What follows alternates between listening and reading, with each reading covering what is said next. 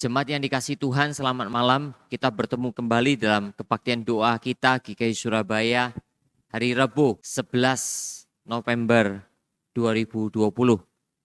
Kita mensyukuri atas pemeliharaan Tuhan dalam tengah minggu ini dan biarlah Tuhan selalu menyertai kita semua.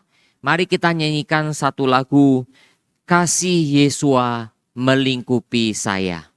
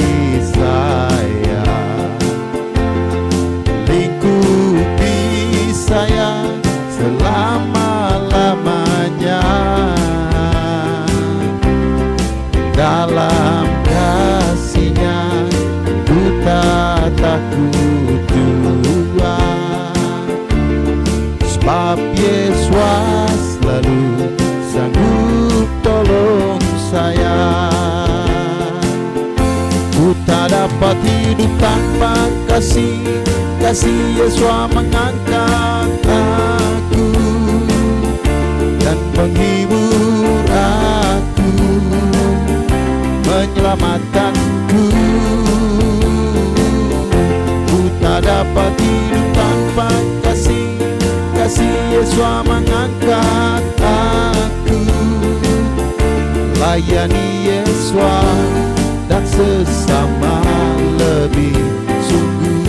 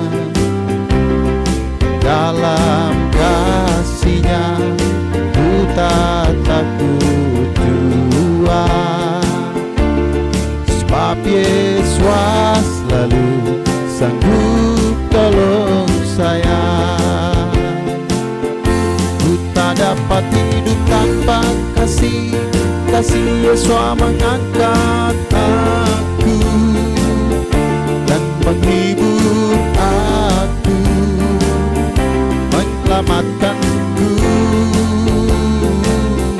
Ku tak dapat hidup tanpa kasih Yesua mengangkat aku.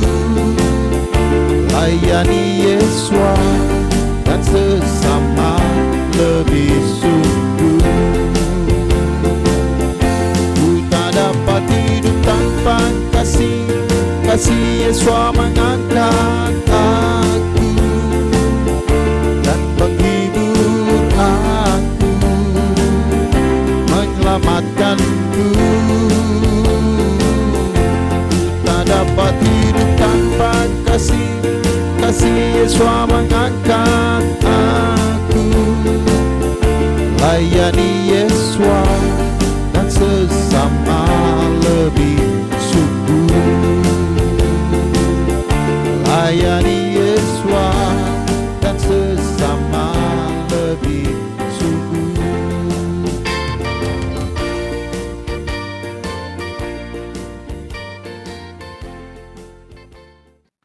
Saudara, betul kasih Allah, kasih Yesua itu dalam bahasa Ibrani sebutan sehari-hari Yesua, bahwa Allah Yahweh, Allah yang kita sembah dalam Yesus Kristus, Allah yang menyatakan diri di perjanjian lama dan di perjanjian baru, itulah yang memelihara kita semua. Mari kita masuk dalam doa. Bapa, kami bersyukur, berterima kasih untuk pemeliharaan Tuhan kepada kami semua dalam tengah minggu ini. Kami bersama-sama Bapa tetap bisa dipelihara, diberi kekuatan, kesehatan, dan pertolongan Tuhan senantiasa. Berkatilah ya Bapa kebaktian doa kami pada malam hari ini. Kau yang memimpin kami semua, sekalipun di rumah. Biarlah ya Bapa kami tetap punya suatu kerinduan yang besar dari hati kami untuk bersekutu bersama di dalam Tuhan. Bersyukur, berterima kasih Bapa. Dengar seluruh doa kami dalam nama Tuhan Yesus Kristus. Amin. Kita akan menyanyikan bersama-sama satu lagu, Bersama Keluargaku Melayani Tuhan. Kami datang di hadirat-Mu dalam satu kasih dengan bersehati, berjanji setia sampai akhir. Mengasihi-Mu Yesus, mengasihi-Mu Yesus. Bersama keluargaku melayani Tuhan, bersatu selamanya mengasihi Engkau. Tiada yang dapat melebihi kasih-Mu ya Tuhan. Bagi kami Engkau segalanya.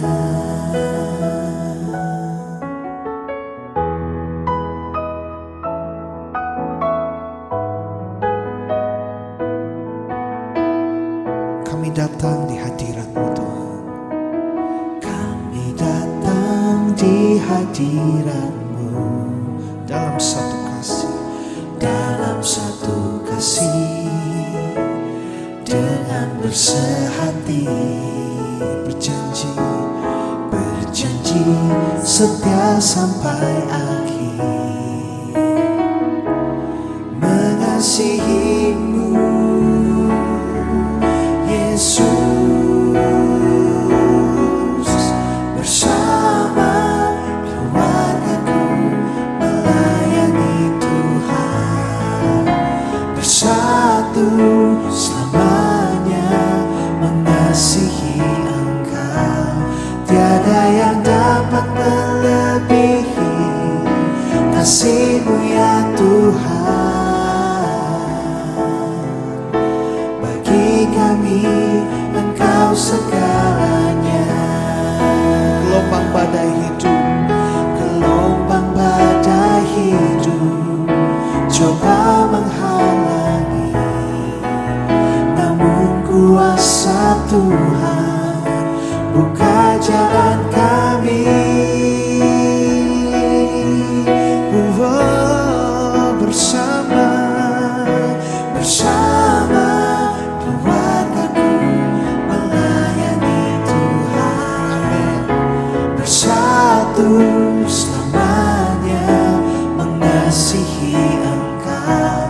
Tiada yang dapat melebihi kasih-Mu ya Tuhan. Bagi kami Engkau segalanya. Gelombang badai hidup, gelombang badai hidup coba menghalangi, namun kuasa Tuhan buka jalan kami.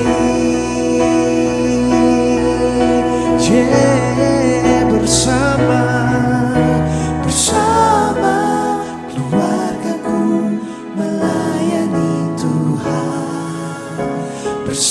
satu selamanya mengasihi Engkau. Tiada yang dapat melebihi kasih-Mu ya Tuhan. Bagi kami Engkau segalanya. Bagi kami Engkau segalanya. Bagi kami Engkau segalanya.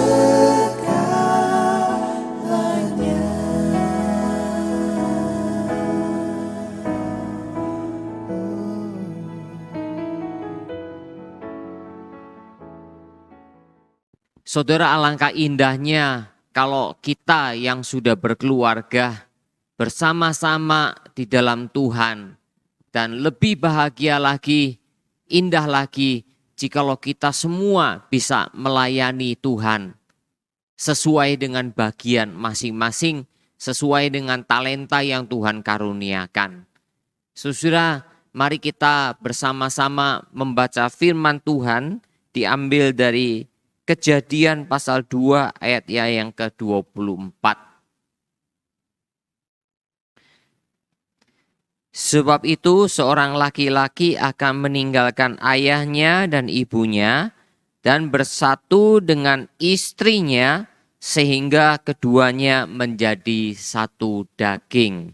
Sekali lagi, sebab itu seorang laki-laki akan meninggalkan ayahnya dan ibunya dan bersatu dengan istrinya sehingga keduanya menjadi satu daging. Mari kita berdoa mohon pimpinan Tuhan dalam renungan kita pada malam hari ini. Terima kasih Bapa, kami ingin merenungkan kebenaran firman yang akan menolong kami, membukakan pikiran kami dari firman Tuhan, bagaimana kami bisa mengerti kehidupan-kehidupan yang Tuhan inginkan di dalamnya. Berkati ya Bapa hamba-Mu dan kami semua yang mendengar firman-Mu. Dengar doa kami Bapa, di dalam nama Tuhan Yesus Kristus kami berdoa. Amin. Jemaat Tuhan, kita bersama-sama akan merenungkan satu topik definisi perkawinan menurut Alkitab. Bersyukur kepada Tuhan bahwa Kejadian pasal 2 ayat 24 dituliskan menunjukkan memang maksud Tuhan yang sangat jelas tentang perkawinan. Ketika Tuhan menciptakan seorang laki-laki yang dinamai Adam dan kemudian menciptakan Hawa, seorang perempuan yang dinamai Hawa. Dan ketika Tuhan pertemukan mereka berdua, nah, Tuhan katakan di situ, seorang laki-laki akan meninggalkan ayahnya dan ibunya dan bersatu dengan istrinya sehingga keduanya menjadi satu daging. Saudara, ayat ini kemudian dipertegas oleh Tuhan Yesus Kristus di dalam pelayanan. Ketika Yesus Kristus berinkarnasi, turun dari surga menjadi manusia, dan dia melayani di tengah-tengah masyarakat orang Israel pada waktu itu. Yesus berkata, karena itu seorang laki-laki akan meninggalkan ayahnya dan ibunya dan bersatu dengan istrinya. Saudara, itu tercatat di dalam Injil Markus. Kita bersyukur kepada Tuhan. Karena dengan demikian saudara, Allah di dalam perjanjian lama pada waktu pertama kali menciptakan alam semesta dan kemudian menciptakan manusia, menyatakan statement ini dan diulangi kembali ketika Allah berinkarnasi, yaitu di dalam Yesus Kristus, ketika dia melayani, memberitahukan kepada orang-orang Israel bahwa seorang laki-laki akan meninggalkan ayahnya dan ibunya dan bersatu dengan istrinya. Nah saudara, definisi perkawinan menurut catatan Alkitab jelas sekali. Ada 5 aspek di dalamnya. Yang pertama adalah perkawinan itu adalah heteroseksual. Tidak pernah perkawinan itu disebut sebagai homoseksual. Perkawinan itu adalah heteroseksual antara seorang laki-laki dengan seorang wanita. Jadi saudara, itu memang adalah hal yang sudah alamiah yang ditetapkan oleh Tuhan. Dan dari struktur, dari semua yang Tuhan siapkan di dalam tubuh seorang laki-laki dan di dalam tubuh seorang perempuan. Baru disitulah saudara perkawinan itu bisa terjadi. Tidak mungkin saudara seorang laki-laki dengan seorang laki-laki. Tidak mungkin juga seorang perempuan dengan seorang perempuan bisa masuk ke dalam perkawinan. Jadi saudara, jikalau sekarang sedang marak perkawinan sesama jenis, itu jelas pelanggaran terhadap Alkitab, pelanggaran terhadap firman Tuhan. Dan di dalam perjanjian lama, Tuhan juga sudah memberikan peringatan kepada orang Israel. Jangan sampai seorang laki-laki atau seorang perempuan melakukan suatu hubungan seksual dengan sesama jenis. Bahkan dikutuk lebih keras lagi dengan hewan-hewan. Saudara yang dikasihi oleh Tuhan. Jadi perkawinan adalah heteroseksual. Tidak mungkin homoseksual. Bagaimana mungkin homoseksual bisa mendapatkan anak lewat perkawinan yang seadanya. Dalam arti yang alamiah. Tidak mungkin. Nah saudara, kita tidak mungkin untuk membahas lebih jauh lagi mengenai hal ini. Jelas sekali perkawinan itu adalah heteroseksual. Kedua, perkawinan itu adalah monogami, bukan poligami. Alkitab menyatakan dengan jelas sekali, bahasa Indonesia bersyukur menerjemahkan dengan tepat sesuai dengan bahasa aslinya. Seorang laki-laki meninggalkan ayahnya dan ibunya, ia akan bersatu dengan istrinya. Kalau ditambahin lagi dengan seorang istrinya. Jadi saudara, Alkitab jelas sekali monogami.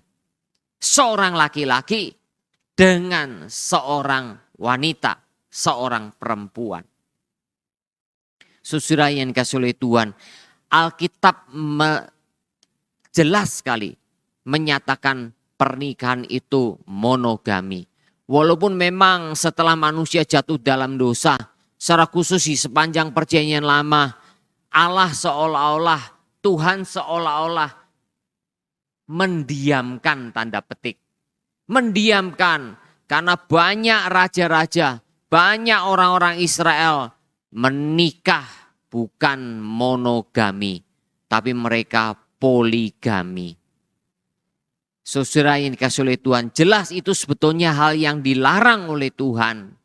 Karena di dalam Alkitab, di dalam kitab Ulangan Tuhan sudah menyatakan, biarlah kalau engkau punya raja nantinya, jangan sampai raja itu punya banyak istri, karena nantinya istri-istrinya akan menyelewengkan hatinya untuk tidak terpaut kepada Tuhan.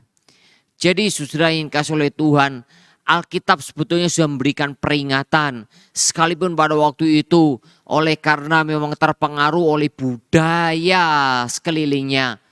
Seolah-olah saudara, saya tidak mengatakan mengizinkan, tetapi didiamkan oleh Tuhan.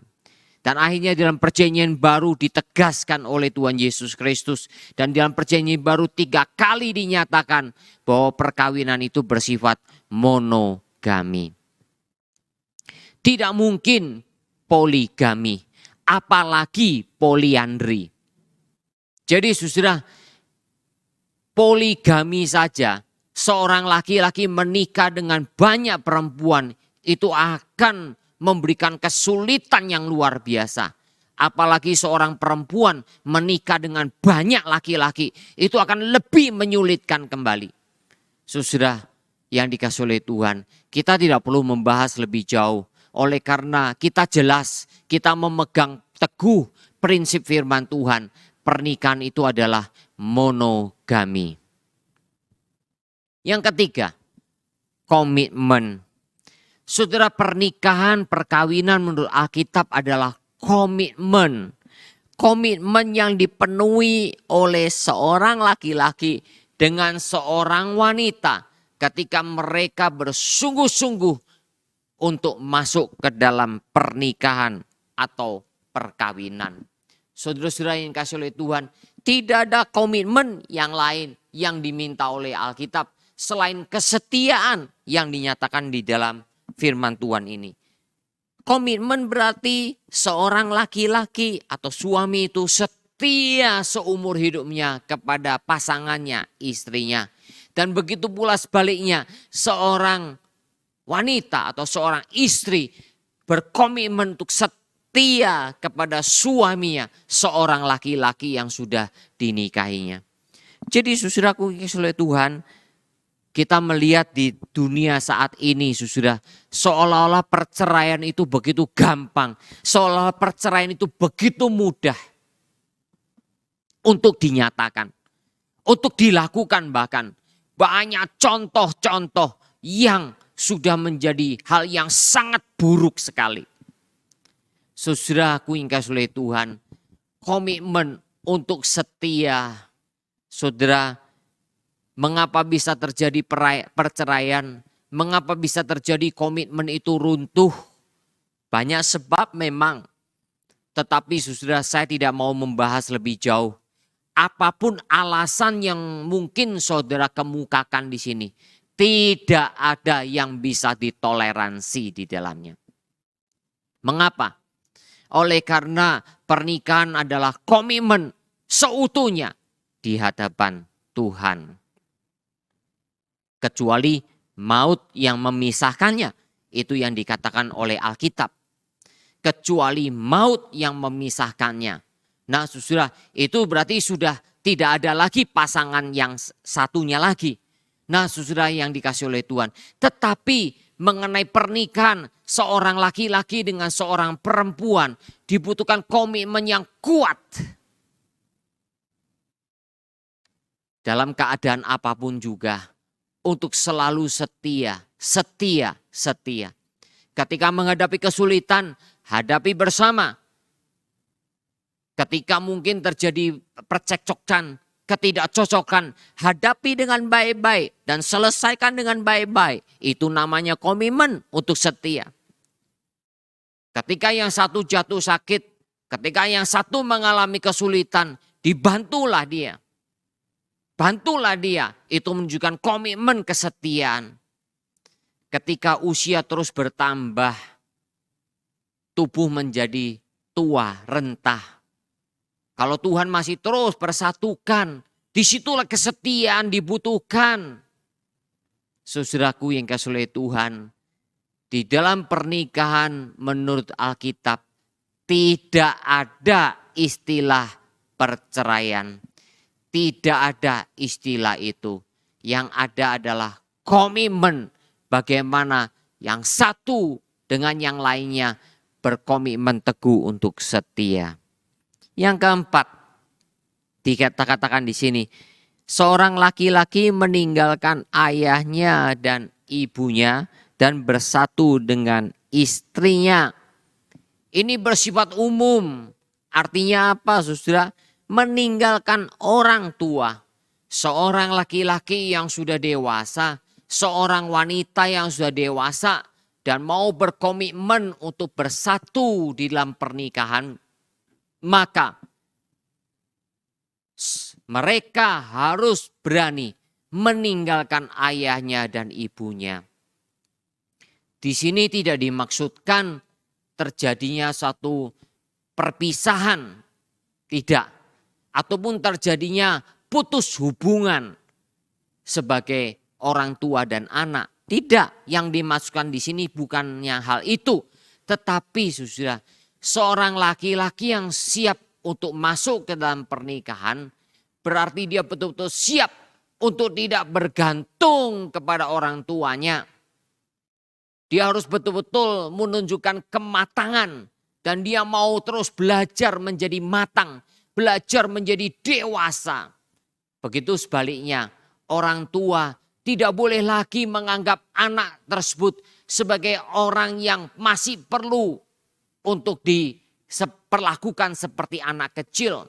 Tetapi hubungan orang tua dengan anak yang sudah dewasa itu adalah hubungan sebagai seorang dewasa yang bersama-sama dijalani. Jadi saudara yang dikasih oleh Tuhan, ini bersifat hubungan orang dewasa.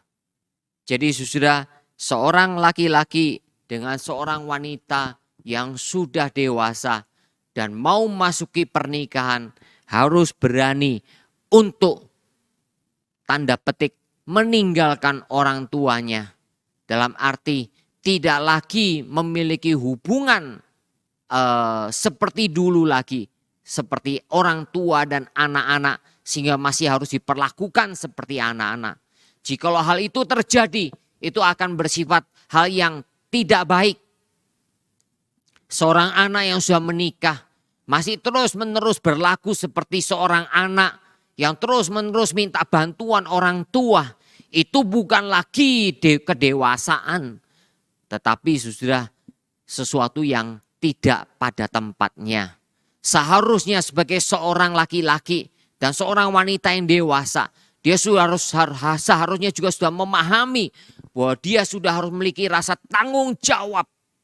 Bahkan orang tuanya pun perlu diperhatikan sebagai rasa tanggung jawab dari seorang dewasa. Bukan lagi seperti anak kecil yang masih merengek-rengek minta bantuan kepada orang tua. Tidak. Tetapi kemandirian dan kalau perlu juga membalas budi kepada orang tua yang sudah membesarkannya selama ini. Itulah saudara pernikahan menurut Alkitab. Yang terakhir, yang kelima, secara fisik dikatakan bersatu dengan istrinya.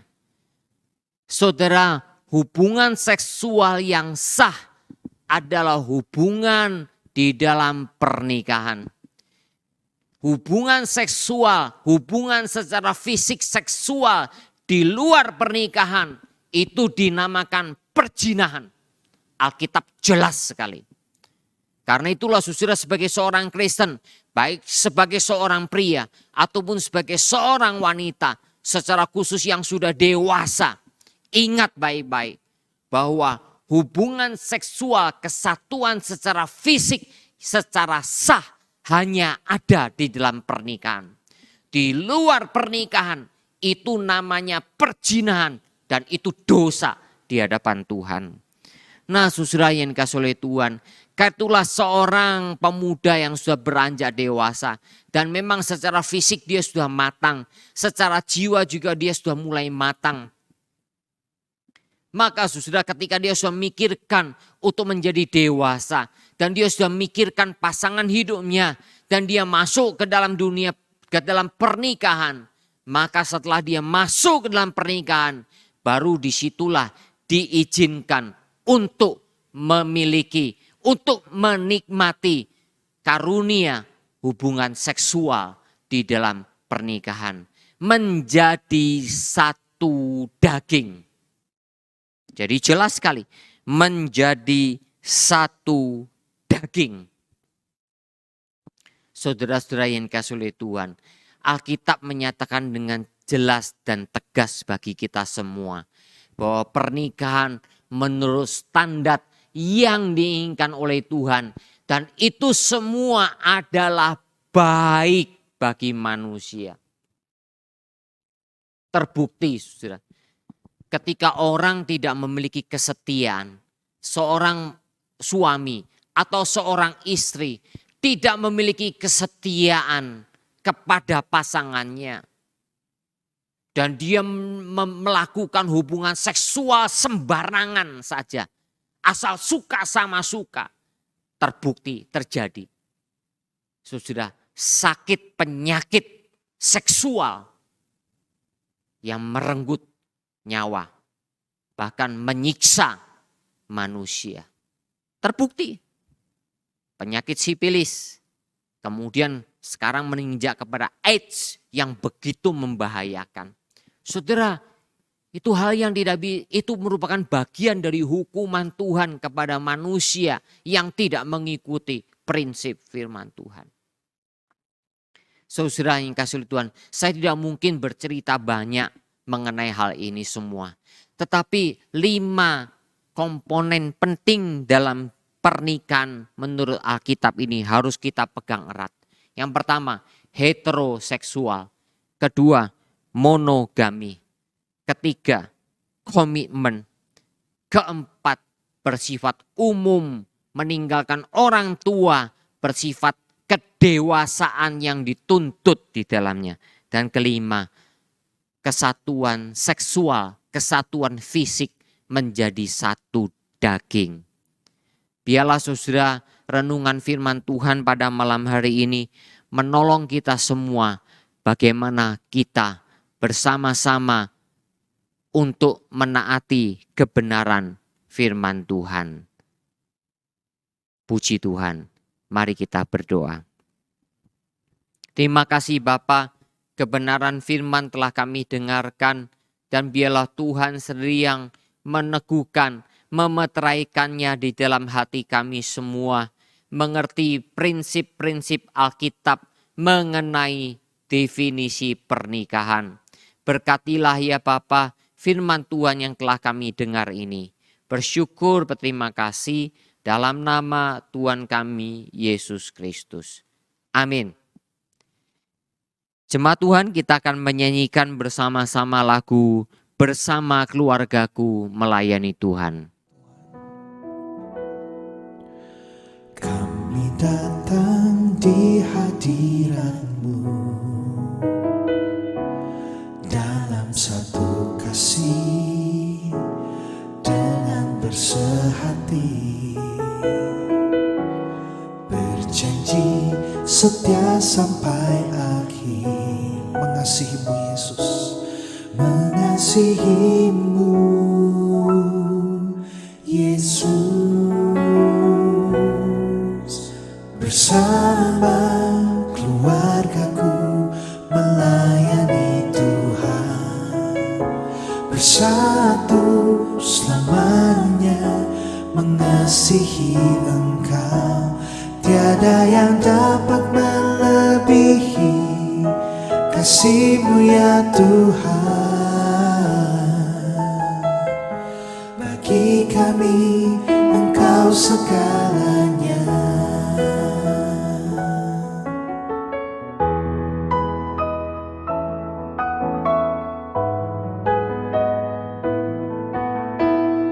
Kami datang di hadirat-Mu Tuhan.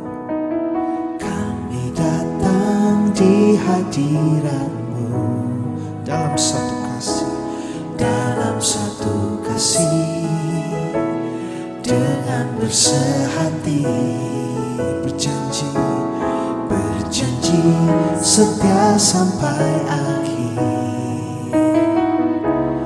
mengasihi-Mu Yesus. Bersama keluargaku melayani Tuhan, bersatu selamanya mengasihi Engkau. Tiada yang dapat melebihi kasih-Mu ya Tuhan. Bagi kami Engkau segalanya. Gelombang badai hidup, gelombang badai hidup coba menghalangi, namun kuasa Tuhan buka jalan kami.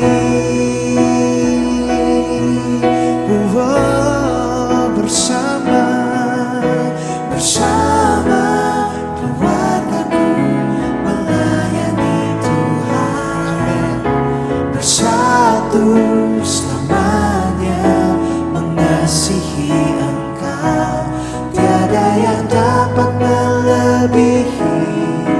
kasih-Mu ya Tuhan. Bagi kami Engkau segalanya. Gelombang badai hidup, Gelombang badai hidup coba menghalangi, namun kuasa Tuhan buka jalan kami.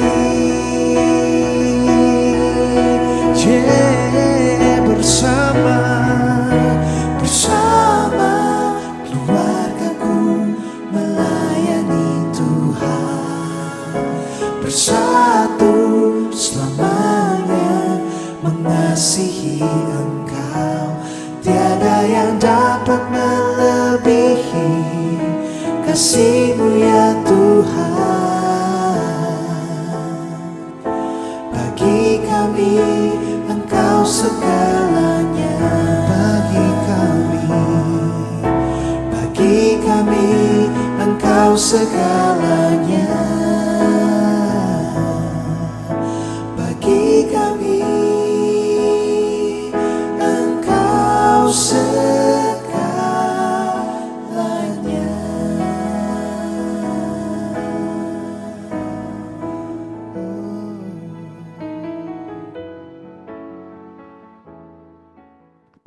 Puji Tuhan.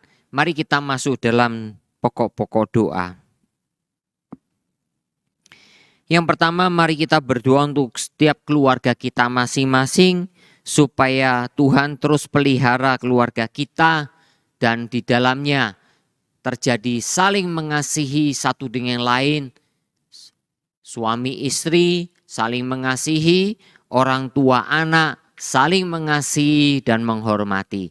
Mari kita berdoa bersama-sama. Bapa kami dalam surga, kami sungguh bersyukur, berterima kasih. Bapa, Kau telah memberikan keluarga di tengah-tengah kehidupan kami. Bapa, sertailah keluarga kami masing-masing. Kiranya Bapa Engkau sendiri yang pelihara keluarga kami. Biarlah ya Bapa, dalam keluarga kami bisa saling mengasihi. Tolonglah hubungan suami istri di setiap keluarga-keluarga Kristen. Biarlah Bapa Engkau memberkati sehingga suami istri bisa terus saling mengasihi sampai selesai usia mereka masing-masing.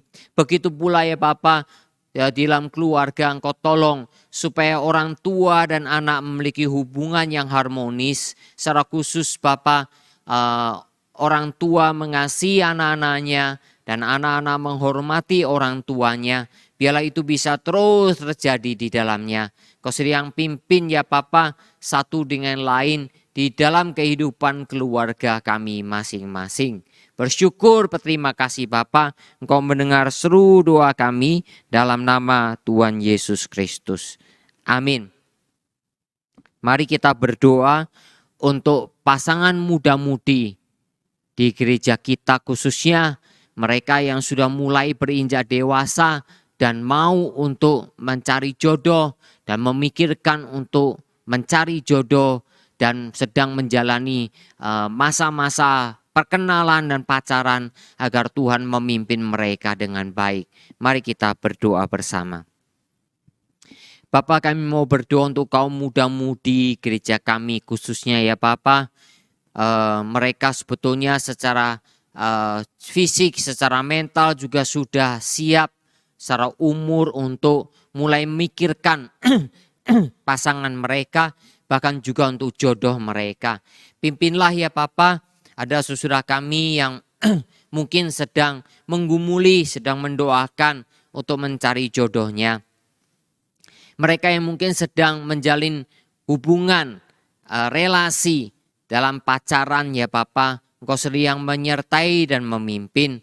Bahkan mereka yang sudah memiliki tekad dan komitmen dan akan melakukan tindakan lebih lanjut ya Bapa di dalam mungkin lamaran, tunangan, bahkan nantinya untuk pernikahan. Bapa, sertailah dan pimpinlah kaum muda-mudi gereja kami. Kami sungguh menyerahkan ke dalam tangan kasih Tuhan. Bersyukur, berterima kasih Bapa, dengar seru doa kami dalam nama Tuhan Yesus Kristus. Amin. kita berdoa saudara untuk pasangan muda-mudi, pasangan yang couple, pasangan muda yang sudah menikah, yang dimana di gereja-gereja tertentu ada yang couple fellowship, persekutuan pasangan muda, ya, mereka yang sudah menikah dalam usia muda, baru menikah. Doakan juga untuk persekutuan mungkin kaum pria, kaum wanita, bahkan persekutuan pasangan-pasangan yang ada, suami istri. Doakanlah supaya melalui persekutuan-persekutuan ini mereka boleh diperlengkapi dan diarahkan, dibimbing dengan baik mengikuti prinsip-prinsip firman Tuhan. Mari kita berdoa. Bersyukur Bapa untuk persekutuan-persekutuan yang ada di gereja-gereja. Secara khusus juga Bapa yang couple fellowship, persekutuan dari pasangan muda yang ada dalam gereja. Bahkan mungkin juga persekutuan dari pasangan suami istri atau pasutri, ataupun juga ya Bapa untuk komisi wanita dan komisi pria.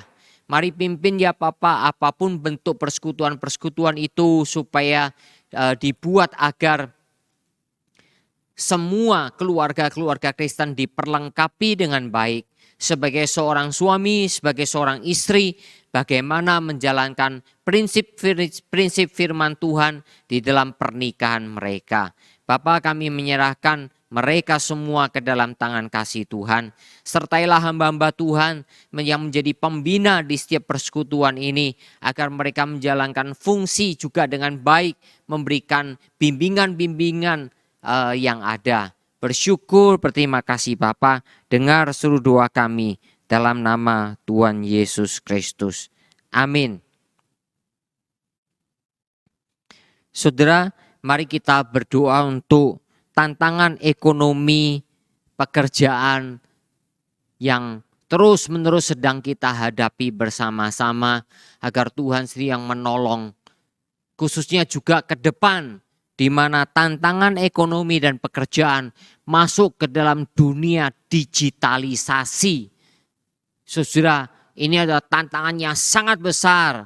Dan kalau dunia memasuki digitalisasi, saudara, maka kemungkinan pekerjaan akan diganti dengan robot-robot. Sehingga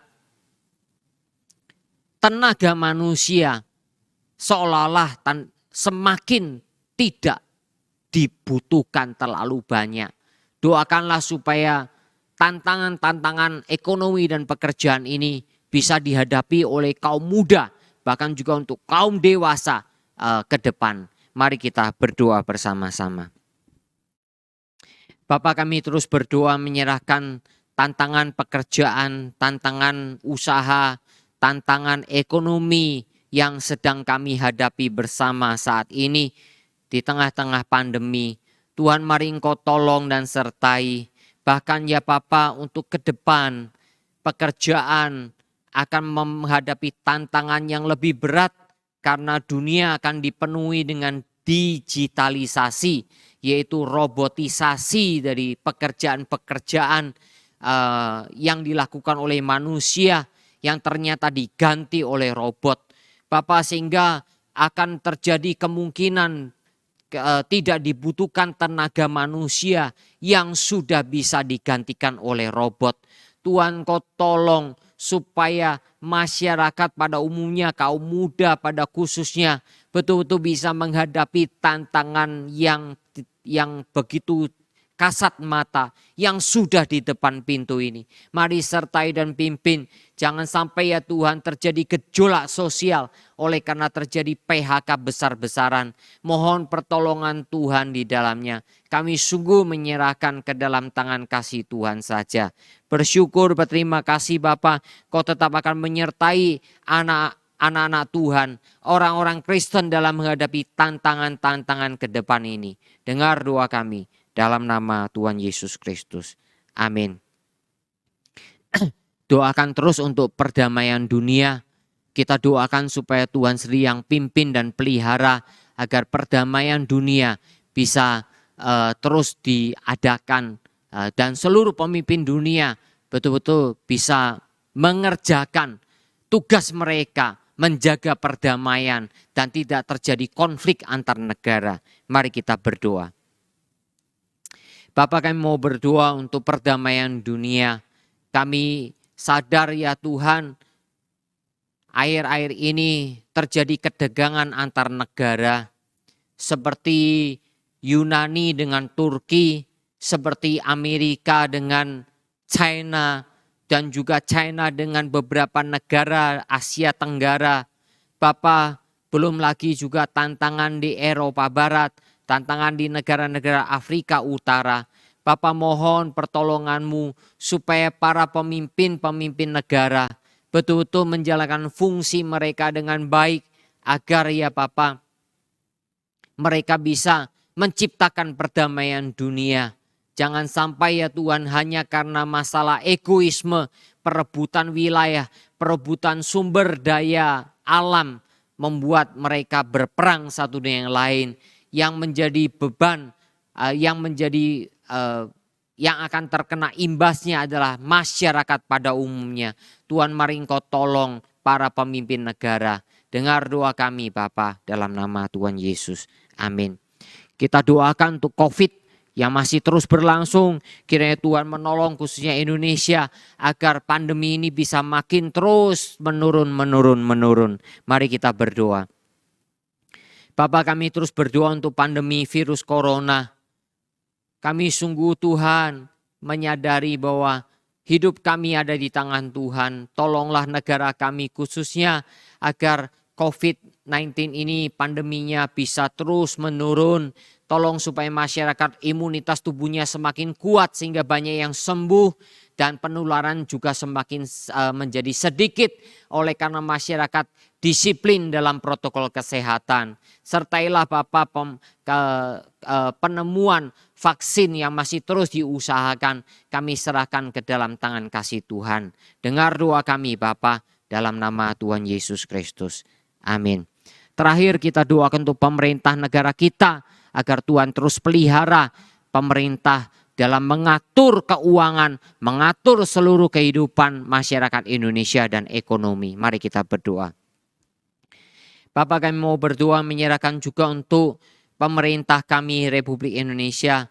Sertailah presiden kami dengan wakil presiden dan para menterinya, serta kepala-kepala daerah baik gubernur, wali kota dan bupati. Mari sertai Bapak supaya pemerintah kami bisa memperhatikan kondisi negara ini dengan baik, daerah masing-masing dengan baik.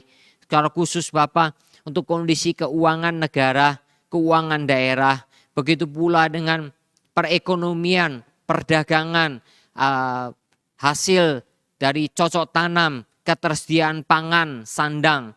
Mari sertai dan pimpin. Tak lupa juga untuk pemerintah dalam menegakkan disiplin pemerintahan, menegakkan pemerintahan yang bersih dari korupsi. Tuhan, mari sertai dan pimpin sehingga negara ini semakin hari semakin lebih baik. Bersyukur, berterima kasih Bapa, Engkau telah mendengar seluruh doa kami yang kami panjatkan dalam nama Tuhan Yesus Kristus. Amin.